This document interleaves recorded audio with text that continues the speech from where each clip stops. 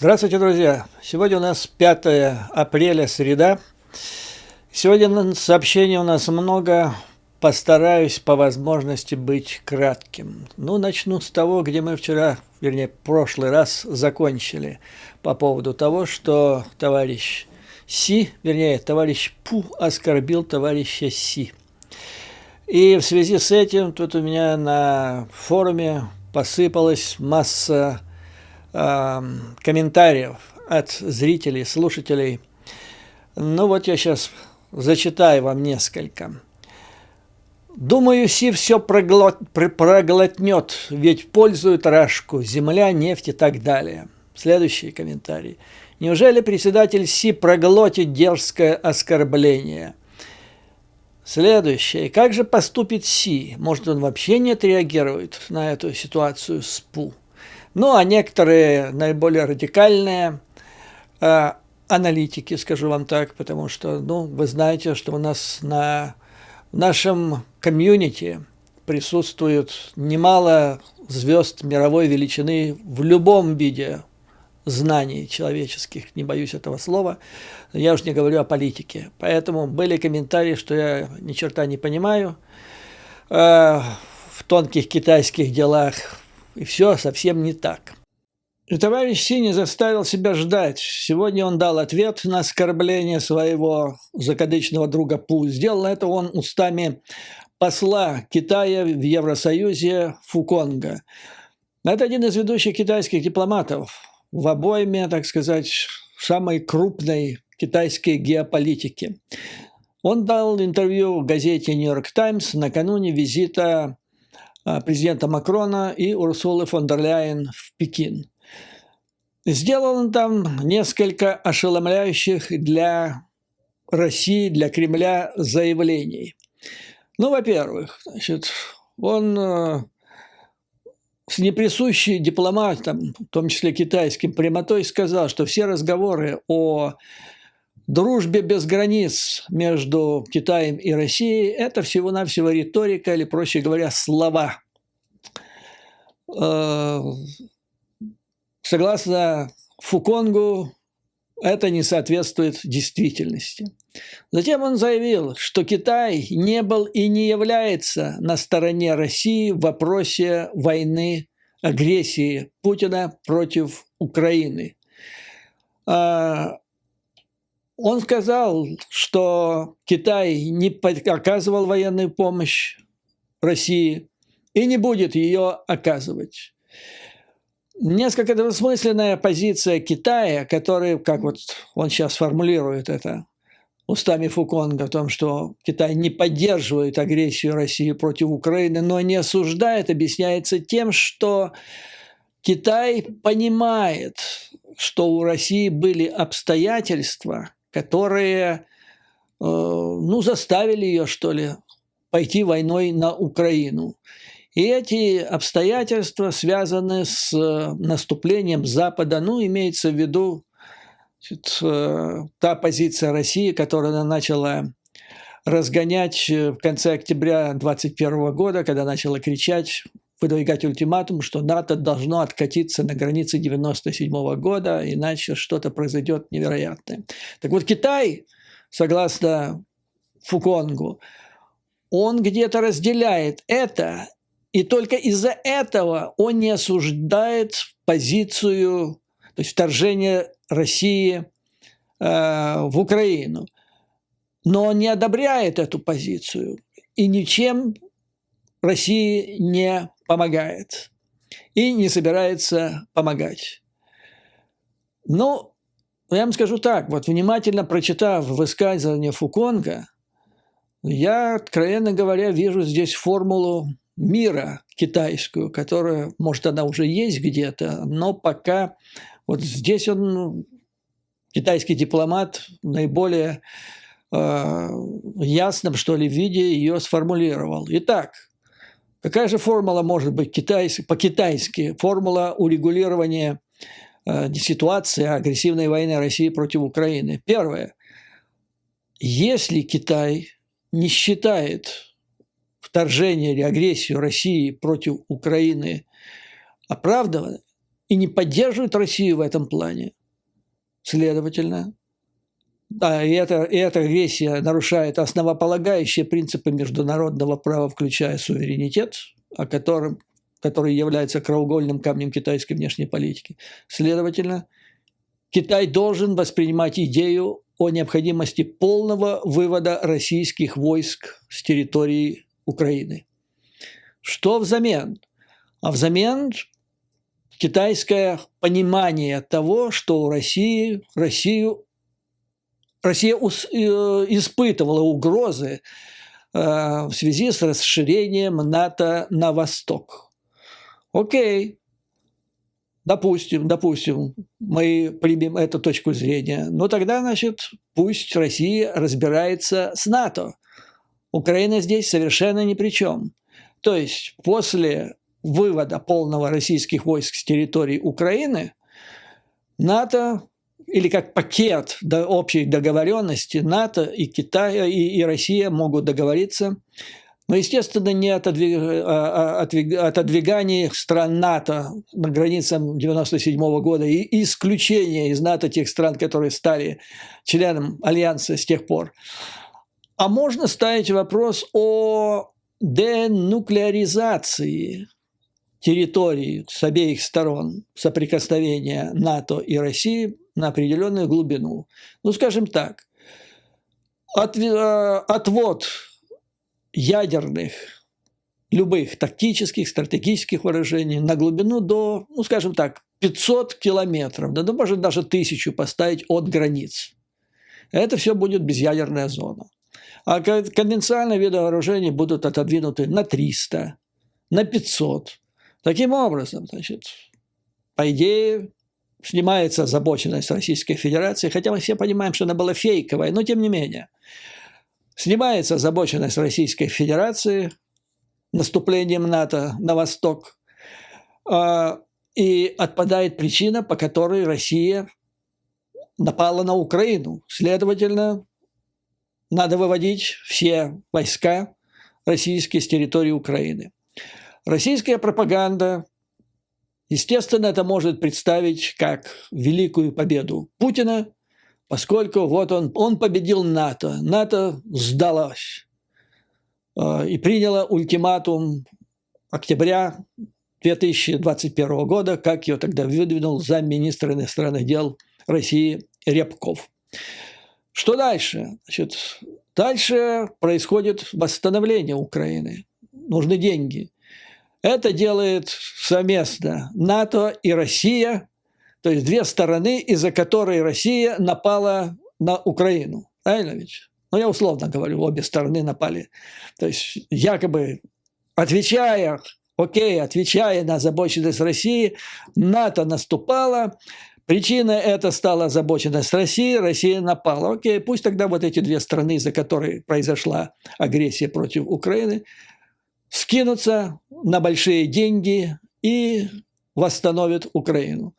С российской стороны это будет репарации, контрибуции, а со стороны Евросоюза, стран НАТО, это будет, ну, скажем так, добровольное пожертвование. Дальше возникает вопрос о гарантии безопасности Украины. Причем, значит, этот вопрос ставится в условиях, когда очевидна агрессия России против Украины. Россия, и сейчас уже этот кейс, как мы с вами обсуждали, уже, так сказать, над ним работают в Гааге и в Вашингтоне. То есть речь идет о создании Международного трибунала по агрессии. То есть факт агрессии налицо. Преступление военное налицо.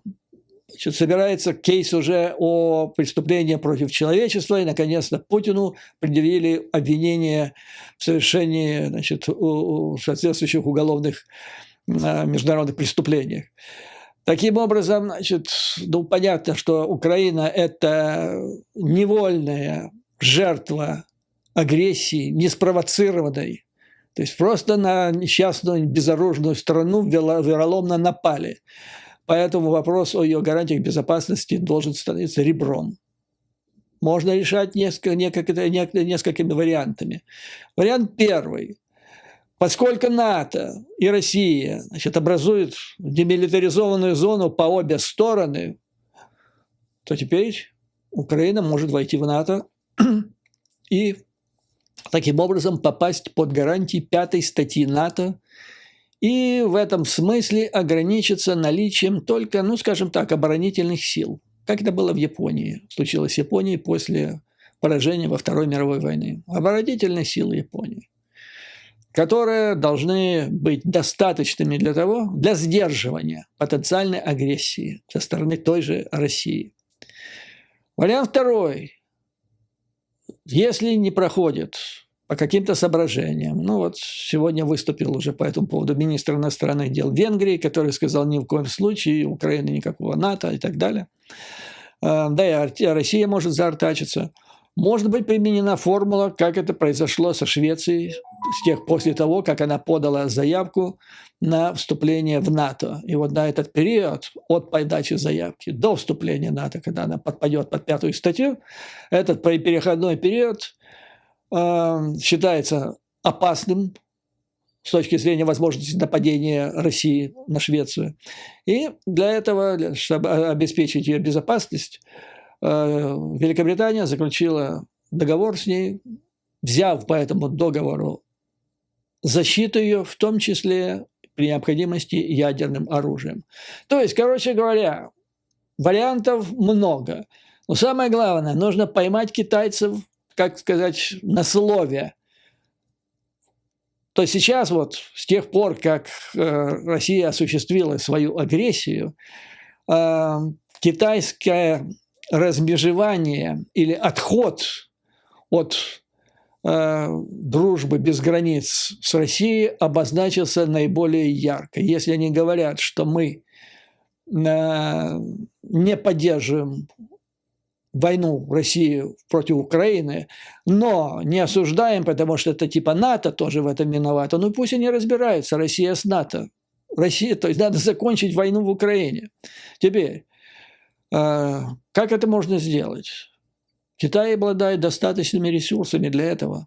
И, кстати, для этого сегодня, вот на прошлой неделе был премьер-министр Испании, сегодня с 3-дневным визитом Макрон, там же Урсула фон дер Ляйен.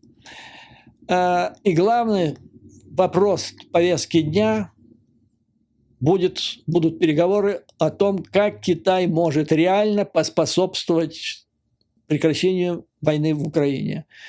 Проще говоря, каким образом Китай может заставить Кремль пойти на договоренности. Причем тут нужны радикальные договоренности, в рамках которых не может речи быть о тех новых территориях, которые там Путин сотоварищи задекларировали в последние месяцы на юге Украины. Китай может это сделать, причем не без особого труда. Являясь одним из крупнейших покупателей российских углеводородов и одним из важнейших внешнеэкономических партнеров Москвы, Китай может просто прикрутить вот этот винтель потихонечку, как горота сжимается вокруг горла, так и вот этот винтель на трубе нефтяной, на газовой, на прочих трубах, которые как линия жизни соединяет российскую экономику, то есть вот эта линия жизни, которая предохраняет ее от полного краха, полной смерти. Вот, собственно говоря, и все. То есть вот вам формула Китая. Она, в принципе, базируется на 12 пунктах, которые товарищ Си Цзиньпин провозгласил своей дорожной картой во внешней политике. Ну, а что касается Путина и России, то был провал. Это идиотское заявление Путина о размещении тактического ядерного оружия в Белоруссии, соответствующее заявление Лукашенко, это был перебор. То есть совершенно сумбурные ходы двух великих комбинаторов.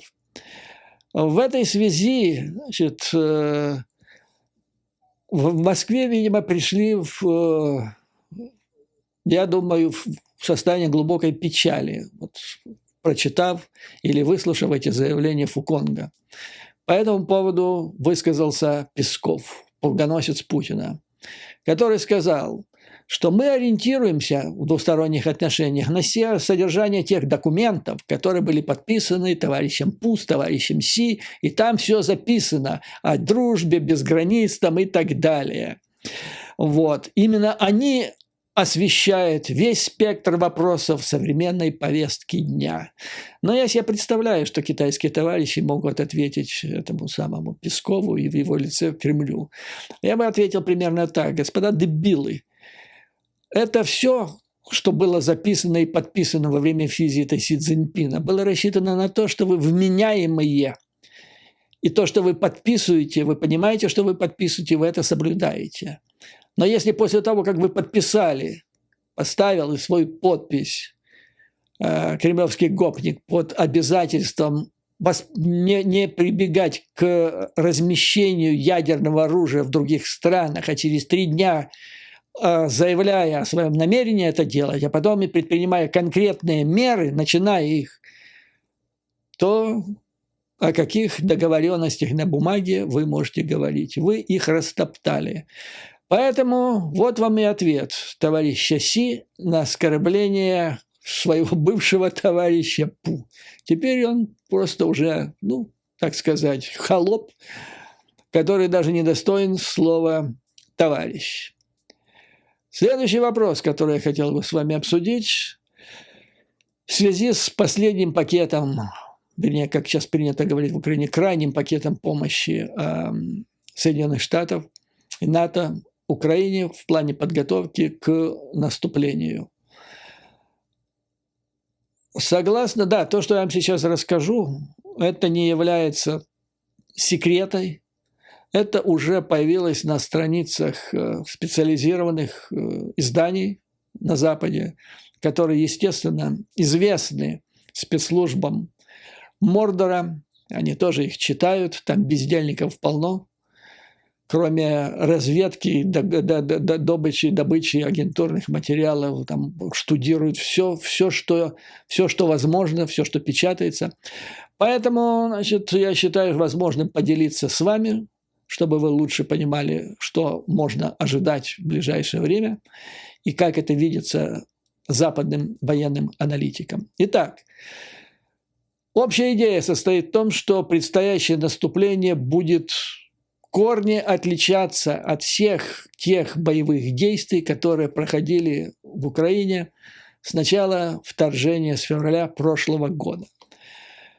При этом откуда они пляшут в своем анализе? Они пляшут от номенклатуры и количества тех видов вооружений, которые в последние месяцы поставляются в Украину. При этом обращается внимание, что если раньше поставляли, просто там отдельно ракеты, патроны, пулеметы, условно говоря, да, артиллерия, то сейчас поставляется комплект оборудования, необходимое для укомплектования крупных соединений.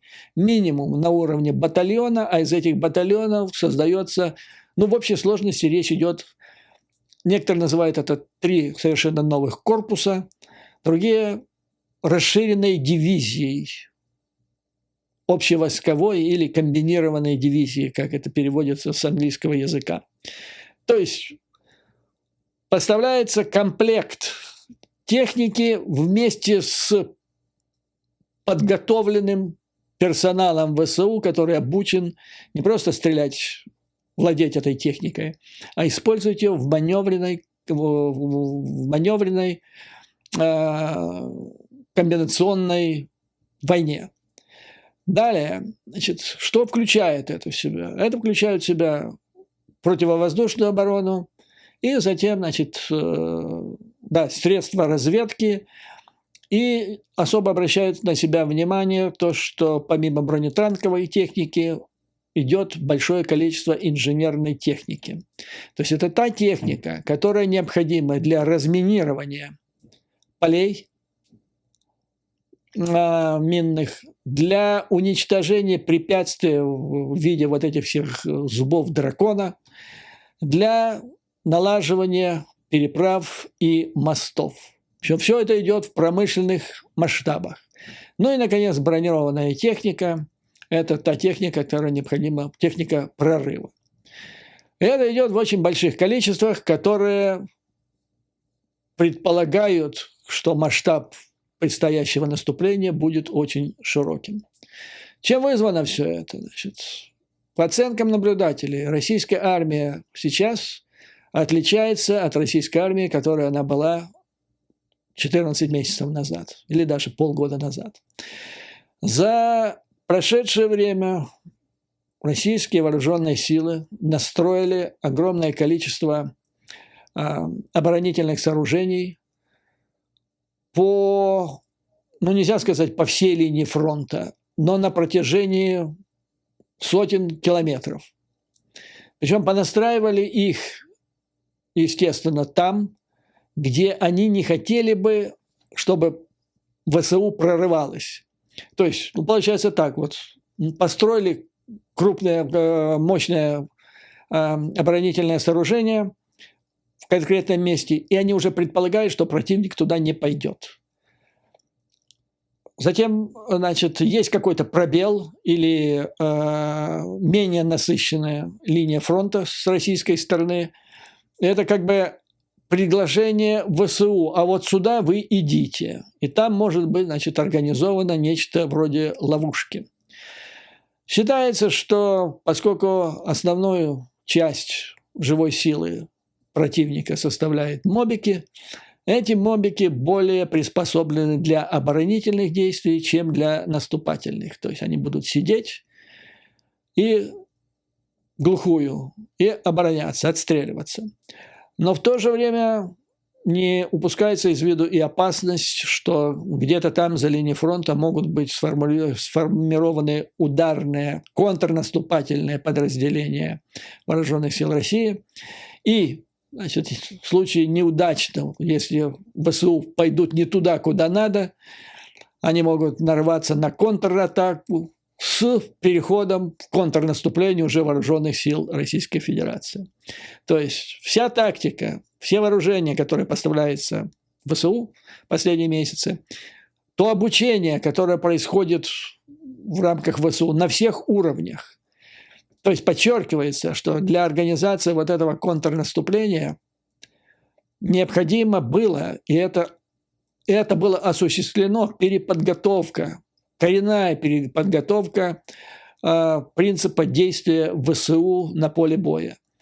Если раньше, как отмечалось, раньше было основное, так сказать, единицей боевых действий был где-то от батальона и ниже со стороны ВСУ, то теперь это будет от батальона и выше.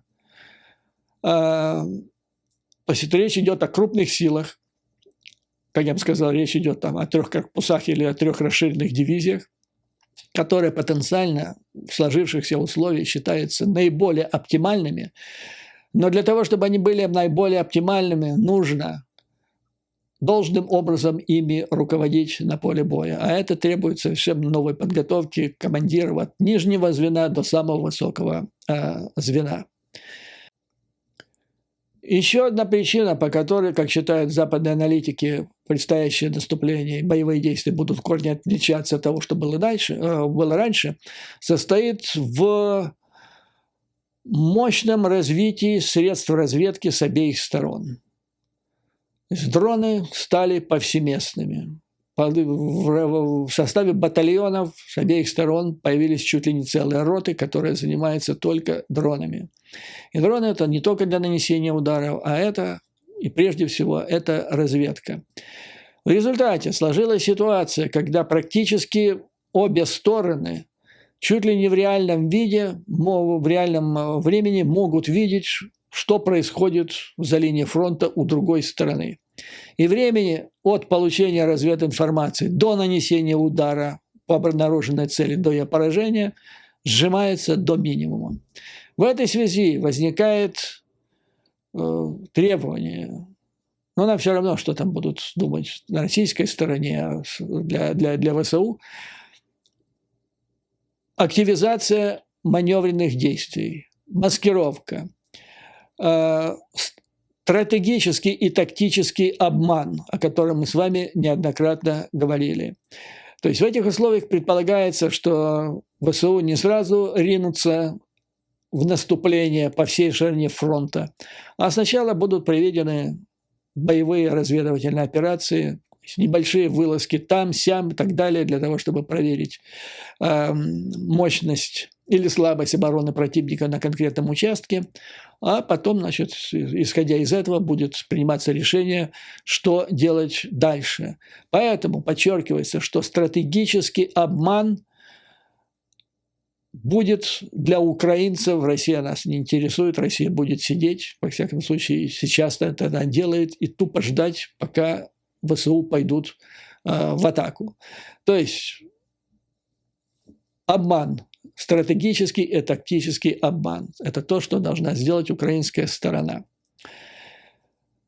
Ну и, наконец, последняя причина, которая делает или сделает, придаст совсем другой характер предстоящему наступлению, это стратегические ставки обеих сторон. Россия рассчитывает на то, чтобы затянуть войну, о чем мы с вами говорили. По мнению большинства западных аналитиков, это неправильное решение, это опрометчивое решение Путина, которое стоит в ряду всех предыдущих опрометчивых решений, но вот на этот момент оно такое. Что касается Украины, то здесь, значит, царит понимание, что, как они говорят, тикают часы для Украины, в том смысле, что в следующем году предстоят президентские выборы в Соединенных Штатах Америки, происходит сдвиг в настроениях и республиканских избирателей, и активистов или функционеров республиканской партии, поэтому Украине нужна победа. Не затягивание конфликта, не глухая оборона, а нужна победа. И не просто победа, а хотя бы для начала это показать, что Украина может добиваться крупных успехов и эффективно использовать всю ту помощь, которую ВСУ получили за последние, ну, скажем так, месяцев 6. Ну и я вам сейчас приведу мнение одного из уважаемых мной аналитиков, которого я слежу за его мнением давно, и он никогда еще не ошибался. По его словам, значит, как бы ни менялись боевые действия в предстоящем контрнаступлении ВСУ, одно остается неизменным. Как и с самого начала этой войны, украинцы будут продолжать демонстрировать миру, что с их чувством цели, адаптивным мышлением и гордостью за защиту своей нации они непобедимы. Сейчас я приведу вам итог того, что я только что вам сказал. То есть вся необходимая техника поставлена, и она еще идет в полете, как говорится, и она будет поставлена. К ней нужно добавить солдатов, офицеров, генералов, подготовленных вот за прошедшие месяцы к совсем другим видам боевых действий, которых адаптивность, то есть ситуация на поле боя будет меняться. Решение нужно будет менять на регулярной основе. Для этого нужна совсем другая философия военных действий и командования. И вот это то, чему готовились офицеры, генералы и личный состав вооруженных сил Украины за последнее время. И вот те американские, натовские генералы, которые наблюдали за их подготовкой, они высказывают полную уверенность в том, что они непобедимы. Мое внимание последние пару дней обратило высказывание Милли, председателя Объединенного комитета начальников штабов США, и комментарии. То есть речь идет о том, вы помните, да, наверное, многие из вас слышали, что Милли как-то так осторожно высказался по поводу его отношения к перспективам предстоящего наступления ВСУ. Типа там огромная концентрация российских войск за этой линией фронта, за этими укреплениями, о которых он только что сказал. Поэтому так он очень осторожно высказался в плане, что он ожидает. Но я вам скажу так. Генерал Милли, он был одним из основных подвижников и остается им, симпатиком, так сказать, Украины, движущей силой, которая работала вместе с министром обороны США Остином на оказание все растущей помощи Украине. Все это время. И скажу им так, вот если вы в американский банк приходите, и вам нужны деньги на какой-то проект, просите кредита, то вас заставят описать в деталях весь свой проект. Потом его банкиры оценят и дадут вам деньги только тогда, когда они будут уверены, что этот план реален и что вы сможете его осуществить. Вот для меня Милли вот примерно такой вот банкир, который принял решение, и он работал в осуществлении по оказанию, условно назовем это кредитом, или оказанию помощи Украине. Поэтому банкир, который не верит в реальность плана, он никогда не даст денег. И если бы Милли не был уверен в глубине души, что, значит, эта помощь приведет к нужным результатам, он бы давно и открыто выступил бы против ее оказания. То есть я рассматриваю вот эти его осторожные высказывания как часть кампании стратегического обмана противника. И нужно следить не за тем, что говорит генерал Милли, а нужно исходить из того, что делает Пентагон, другие страны НАТО по оказанию помощи Украине вот сейчас. То есть Милли говорит осторожно, а в это время очередной пакет помощи как раз с тем, что необходимо для успеха этого наступления, он в пути, он идет в Украину. Следующий вопрос на сегодня, безусловно, нельзя было пройти мимо него, это оглашение вчера, вернее, арест, снятие отпечатков, затем фотографии, фас и профиль и выдвижение обвинений по 34 пунктам бывшему президенту США Дональду Трампу. Случай, безусловно, неординарный, я бы даже сказал, исторический. Он исторический в том смысле, что ожидалось буквально позавчера, что ему выдвинут по нескольким пунктам обвинения, но только один пункт будет – это тяжкое преступление, felony. Felony – это преступление, которое влечет за собой наказание в виде лишения жизни, то есть смертная казнь, а также тюремное заключение на срок более 1 года. Это считается серьезное преступление, настоящее. А до этого меньше года – это правонарушение. То, что произошло, она как-то так затмила эти ожидания, потому что ему выдвинули обвинения по 34 пунктам. И все они felony, то есть это тяжкие преступления. По каждому из них бывшему президенту, если его признают виновным, грозит до 4 лет тюрьмы. А американцы складывают это все.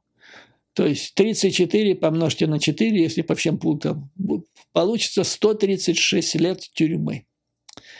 А до этого он выплатил для того, чтобы эту знойную Дэниелс или неистовую Дэниелс заставить замолчать, значит, он заплатил 130 тысяч, за что и попался.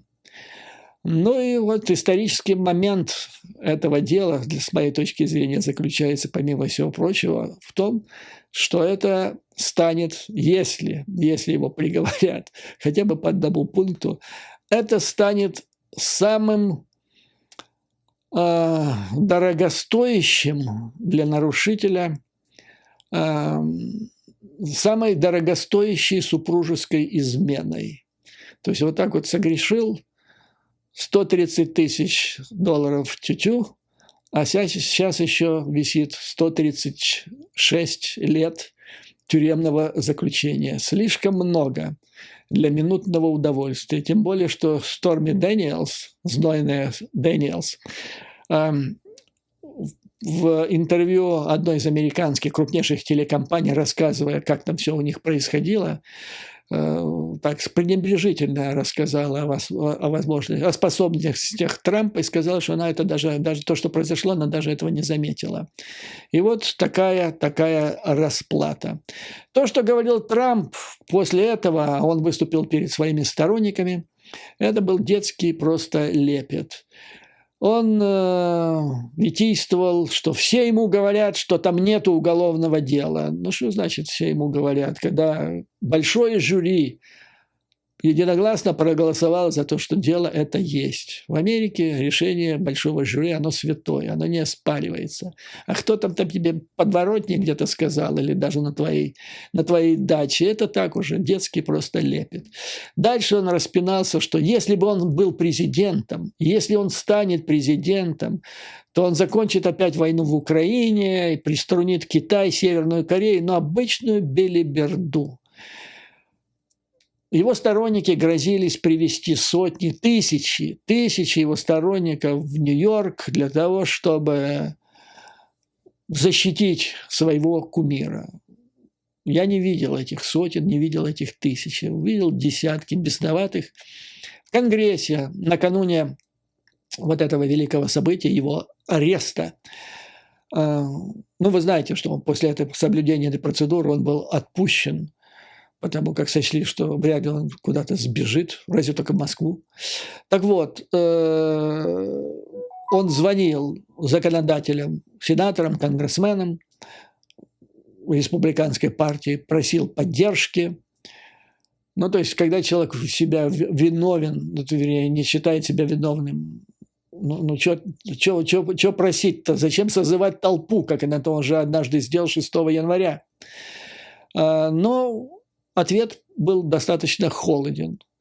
То есть со стороны нижней палаты, конгрессменов и конгрессвуменов, если можно так сказать, всего 37 человек заявило о поддержке, а среди сенаторов, республиканцев, а там их, по-моему, 49 сенаторов, только 5 высказалось в поддержку Трампа. То есть его поддержка гаснет на глазах. Теперь, какие последствия будет иметь вот вчерашнее событие для его предвыборной кампании? Тут два варианта есть. Значит, или быстрое рассмотрение этого дела, его не получится, потому что первое следующее заседание будет аж в декабре месяце.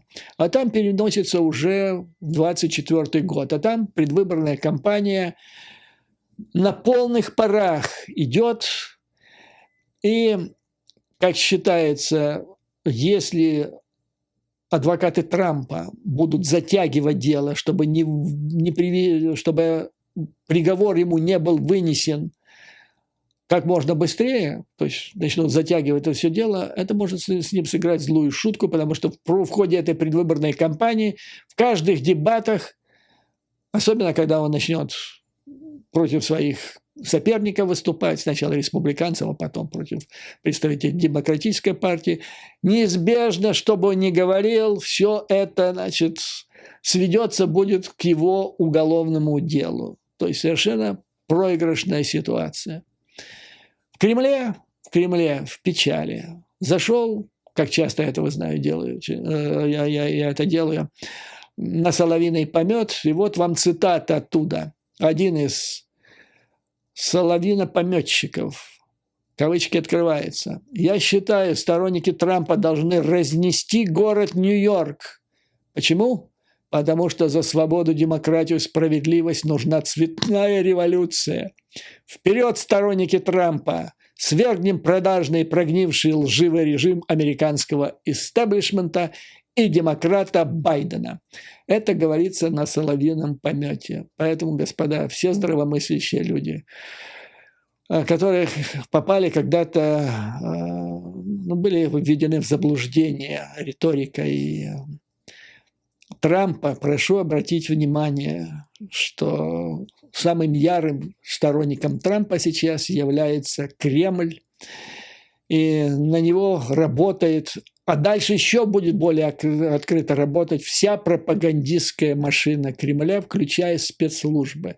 Должен вам сказать, что уже в информпространстве Украины спецслужба Российской Федерации разворачивает целые сети, при помощи которых, как в 2016 году, Кремль и его спецслужбы будут работать на полных парах за то, чтобы сделать Трампа президентом 2024 года. Шансы его со вчерашнего дня, но я не скажу, что резко, что рухнули, но упали, серьезно упали. А для Путина это, учитывая вот его еще рукотворно созданные самим Путиным проблему с Си Цзиньпином, то есть Трамп, его президентство является одной из последних палочек-выручалочек. И вот когда я смотрел вчера, наблюдал за проблемами Трампа, а ведь, по сути дела, за что его судят? Да его судят не из-за того, что он там совершил супружескую измену, да, пошалил, так сказать, будем снисходительны. Его прищучили за то, что он врал, за ложь. То есть он заплатил за то, чтобы эта женщина молчала, а потом подсчетом эти деньги были проведены как плата за юридические услуги. И таким образом была сфальсифицирована его отчетность в налогах. Эти налоги были списаны, то есть он обманул государство на $130 тысяч, не заплатил с них налогов. Я вспоминаю 80-е годы, была еще история с конгрессменом Дэном Ростенковским. Это был влиятельнейший человек в комитете по бюджету. То есть не просто, он был председателем одного из комитетов. По-моему, это был комитет по бюджету, связанный с деньгами.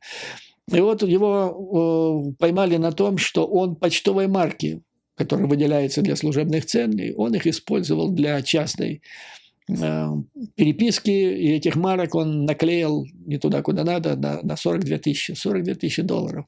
Его сняли, его выгнали, и, по-моему, его даже осудили. То есть это крах полной карьеры.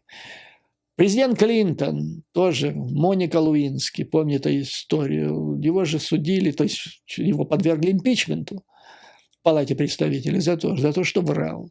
И вот этот теперь вот так, впервые в истории, бывший президент, ему задает вопрос судья: признаете себя виновным? Нет, он отвечать обязан и так далее. Как побитый бобик был он вчера. И вот я смотрел на это, и моя душа наполнялась уверенностью в будущем этой страны, Америки, в которой все равны, как ни крути.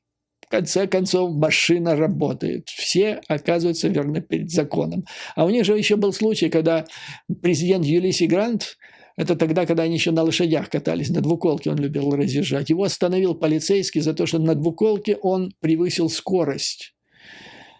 Так он посадил, он не возмущался, он посадил, у него не было достаточно количества денег с собой, чтобы выплатить штраф, он посадил этого полицейского всем в двуколку, приехали там в Белый дом или куда-то в штаб-квартиру, и он ему выплатил штраф, таким образом урегулировав уголовное потенциальное дело. Так вот, когда я смотрел вчера это все, у меня возникла неожиданная, и вам сейчас покажется неожиданная ассоциация. Я вспомнил недавнее интервью министра обороны Резникова, которое он дал эстонскому телеканалу. Дело было, по-моему, на прошлой неделе. Телеканал называется ERR.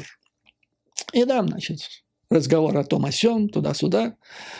В конце, как Штирлиц говорил, помните, да, самые главные вопросы задаются или в начале, или в конце. Ведущая задает ему вопрос. Там сейчас это все зачитаю. Вопрос. В вашем министерстве разразился коррупционный скандал из-за поставок продовольствия солдатам. Какова текущая ситуация в расследовании этого дела? Ответ министра обороны Резникова. Это был коррупционный скандал для публики. Там нет доказательств коррупции. Там обсуждалось, как эффективнее тратить деньги на закупки продовольствия для военнослужащих. Но никто не жаловался на качество или количество еды в этом году. То есть вы посмотрите, что происходит. Во-первых, человек меняет предмет разговора, как мелкий мошенник. Его спрашивают, как там коррупционный скандал, а он говорит, никто ж не жаловался на то, что качество продовольствия плохое или что его не хватает. Значит, все нормально, а все остальное это для публики. Вместо коррупции, вместо того, чтобы отвечать, он говорит, что, значит, все же нормально. Значит, мне тогда непонятно, почему 17 яиц. Если никто не жаловался, так можно было и 34 вставить, раз все нормально.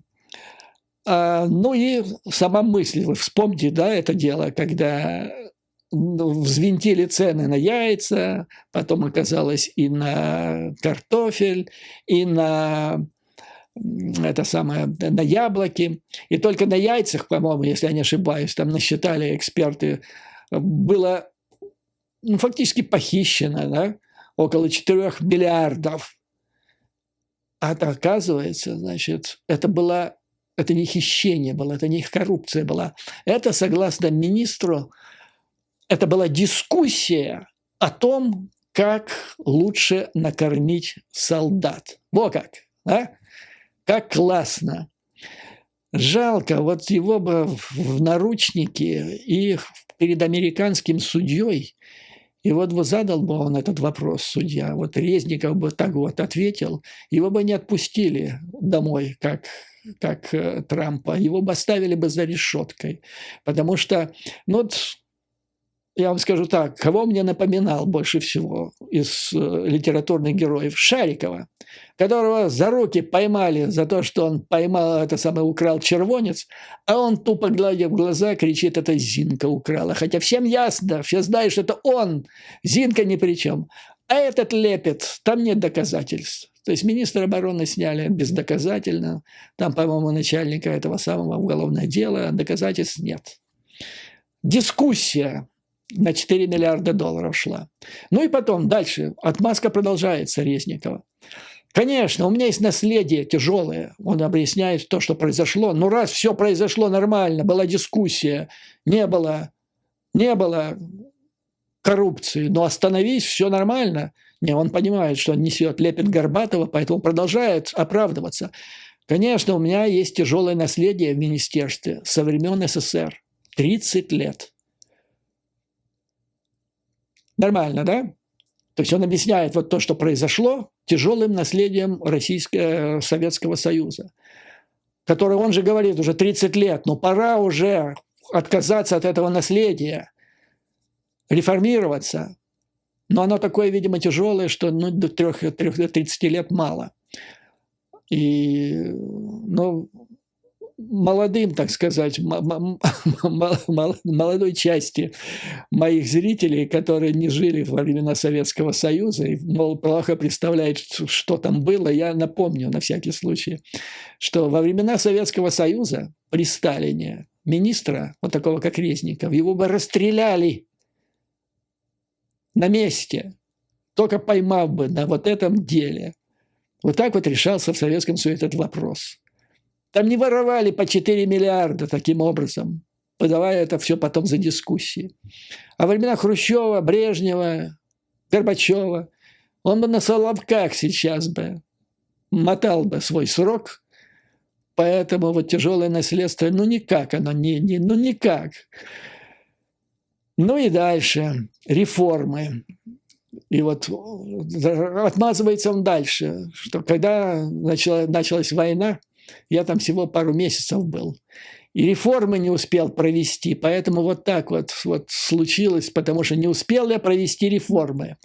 Интересно, какие реформы ему нужно для того, чтобы в министерстве перестали воровать, и чтобы он перестал это покрывать? Ведь есть же Уголовный кодекс Украины. Наверняка там есть такая статья, как кража. Какие реформы нужны еще в министерстве, возглавляемом господином Резниковым, чтобы там применялся Уголовный кодекс Украины? Что ему еще нужно? Его дальше спрашивают. Ведущая сидит так, тонко улыбается. Она все понимает, кто перед ней сидит и что он несет. Вопрос. В Эстонии также были финансовые проблемы с неправительственными организациями, которые помогали Украине. Как вы думаете, какое влияние на людей, которые хотят помочь Украине, будет это иметь, вот эти проблемы, скандалы? И как вы убеждали людей помогать Украине, несмотря ни на что? Ответ.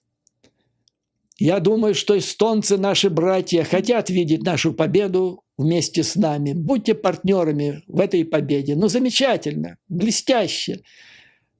То есть, раз вы братья, хотите нашей победы, помогайте, а мы будем в это время дерибанить, потому что мы же промежуточное звено, мы прокладка, мы интендантская служба между той помощью, которая поступает за рубежом, и вооруженными силами Украины. А мы посередине откусываем сколько можем. Но раз вы братья, вы должны помогать. И дальше. Мы боремся за архитектуру европейской безопасности, за демократические ценности. И поэтому вы должны нам помогать. Вот интересно. Министр Резников, он догадывается, что среди европейских ценностей, ну, в значительной степени, в их основе лежат христианские ценности, да, религиозные, иудейские то же самое, да. И вы помните, наверное, заповеди. Их не 10, их гораздо больше там, то есть 10 так уже выделили в ходе практики народ в течение многих веков. Но там есть и «не укради». Есть такая. Может быть, господин Резников, это для него будет это как удивление, которую вот, ну, никак его министерство не соблюдает. Поэтому рассказывать европейцам, да и американцам о том, что мы, то есть Резников рассказывать, как он борется за эти ценности, когда он продолжает возглавлять прогнившее, погрязшее в этой коррупции интендантскую службу под названием Министерство обороны, но это просто издевательство. Ну и еще обращу внимание, как он меняет понятие. То есть мы боремся, мы пахали, да? То есть он коррупционер, он ассоциируется себя с теми воинами, которые своей жизнью, проливая кровь, защищают Украину и борются за настоящие европейские ценности, он ассоциирует себя с ними. Мы вместе боремся. И те, которые гибнут на поле боя, и те, которые килограммами яйца продают по 17. И вот я смотрел вчера на Трампа, вспоминал интервью от Резникова, и я совершенно четко еще раз себе уяснил то, о чем я вам говорил неоднократно. Вот пока такие, как Резников, возглавляют Украину, находятся в ее руководстве, Украина никогда не будет в НАТО, потому что болтать о ценностях и реально их на практике использовать или следовать ими, а одна из самых главных – не укради. Вот пока они находятся у власти, никогда Украина не будет в НАТО, к сожалению. Поэтому вот я и говорю, сколько времени существует мой канал, что эта война, она не просто на победу, война на победу над российским фашизмом. Это еще должна быть победа над внутренним врагом. И эта победа должна быть не благодаря вот таким, как Резников, а вопреки им. Вот на этом, дорогие друзья, позвольте закончить сегодняшнее видео. И, как всегда, слава Украине и вооруженным силам. Враг будет разбит, и победа будет за нами. А вам, дорогие друзья, как всегда, выдержки, мужества и твердой уверенности, что мы победим. До новых скорых встреч!